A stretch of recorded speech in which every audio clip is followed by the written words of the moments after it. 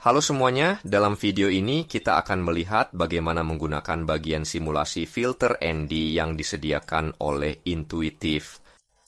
Kita dapat menemukannya dengan menekan tombol menu pada plugin dan menuruni hingga opsi simulasi filter ND dan GND.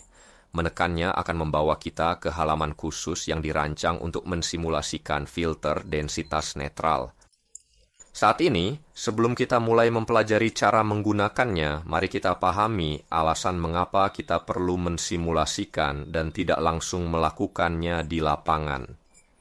Ada beberapa alasan yang dapat mendorong keputusan ini.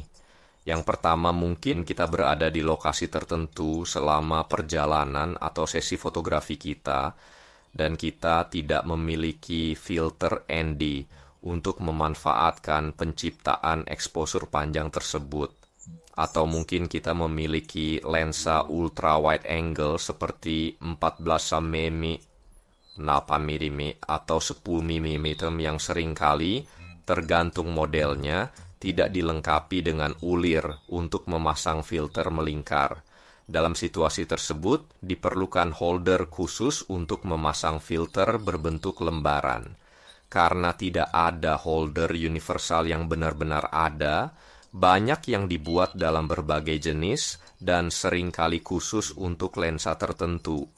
Dalam situasi tersebut, harga bisa meningkat pesat dan ada pilihan untuk tidak membelinya karena biaya yang tinggi.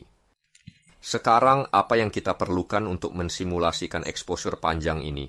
Di sini kita dapat membaca pada berbagai tombol muat 3 foto, muat 7 foto, muat 15, muat 30 foto, karena foto-foto yang harus kita ambil harus tidak kurang dan tidak lebih dari 3 dalam kasus ND8 pada 3 stop, untuk ND64 pada 6 stop, tidak kurang dan tidak lebih dari 7, jadi tepatnya 7 foto seperti yang ditunjukkan di sini pada tombol. Dalam kasus ND1000 akan ada 15, dalam kasus 32000 akan ada 30.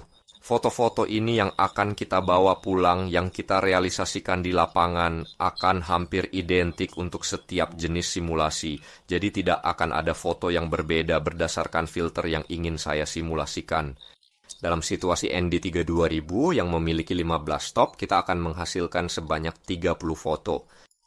Seperti dalam contoh ini. Jadi ketika kita memilihnya, terdapat sebanyak 30 elemen. Elemen-elemen ini haruslah benar-benar identik.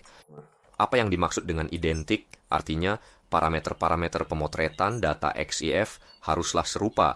Jadi, diafragma yang sama, waktu pemotretan yang sama, ISO yang sama, keseimbangan putih yang sama, serta zoom dan milimeter yang sama sehingga semuanya menjadi identik. Oleh karena itu, agar pengambilan gambar menjadi identik, harus dilakukan dengan menggunakan tripod. Jadi, jika kita melihat sejenak urutan dari pemotretan yang identik ini, Anda akan melihat bahwa hampir tidak ada yang berubah satu sama lain, hanya gerakan air laut yang berubah, dan orang-orang di antara satu pemotretan dan yang lainnya mungkin berpindah atau menghilang sepenuhnya.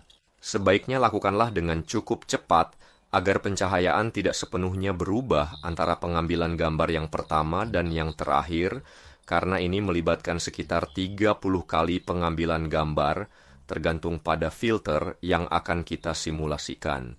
Jelas, jika pencahayaan sangat berbeda, maka hasil akhirnya juga akan terpengaruh secara signifikan. Jadi setelah kita sukses mengambil 30 foto ini di lapangan, kita akan menekan tombol untuk memuat. 30 foto sebuah jendela akan terbuka dengan opsi muat lapisan. Tekan tombol jelajah untuk memilih foto di komputer kita yang kita inginkan. Dalam hal ini saya memilih semuanya, ada 30. Pastikan jumlahnya persis seperti yang tertera pada tombol, karena jika tidak, fungsi simulasi tidak akan beroperasi dengan baik. Lebih baik jika sudah dikonversi ke format JPEG untuk hasil akhir yang optimal. Saran saya adalah pergi ke Lightroom atau Camera Raw, mengedit file RAW tunggal, lalu menyalin dan menempelkan pengaturan tersebut ke semua foto lainnya. Karena mereka sepenuhnya identik, tidak ada kebutuhan untuk mengubah apapun di antara pengaturan pengembangan. Setelah kita menekan tombol OK, simulator intuitif akan mulai beroperasi untuk memberikan kita hasil akhir tanpa perlu melakukan tindakan lebih lanjut.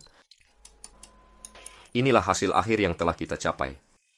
Sekarang kita akan mempelajari cara menggunakan dan menerapkan filter GND yang merupakan filter ND bertingkat yang ketika digunakan dalam pemotretan berfungsi untuk menggelapkan bagian langit, yaitu bagian paling terang dari foto. Filter ini memiliki setengah bagian yang lebih gelap dan secara bertahap memudar hingga mencapai kondisi yang benar-benar netral. Jadi, kita memiliki filter GND 8, 3 stop, hard yang artinya akan ada perbedaan yang sangat tajam di bagian tengah foto. Sementara itu, pada tombol kedua Anda dapat melihat bahwa itu adalah medium, jadi perbedaannya akan sedikit lebih halus antara area yang diterapkan GND dan bagian bawah yang lebih netral.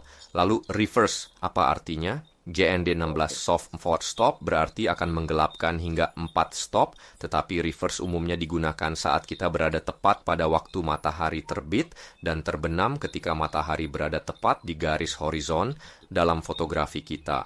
Bagian yang paling gelap adalah bagian tengah filter, sehingga kita tidak bisa menempatkannya setinggi sumber cahaya, baik itu frontal atau lebih ke samping. Di sini, kita bisa mencoba menerapkan GND 8 hard. Kita hanya perlu menekan terapkan, hanya itu yang perlu kita lakukan. Lihat bagaimana itu ditempatkan pada foto dengan menggelapkan bagian atas langit. Pada contoh yang lainnya, kita dapat mencoba menggunakan GND 16 medium, 4 stop, dan kita bisa melihat bagaimana ini dapat memulihkan sebagian area langit tersebut.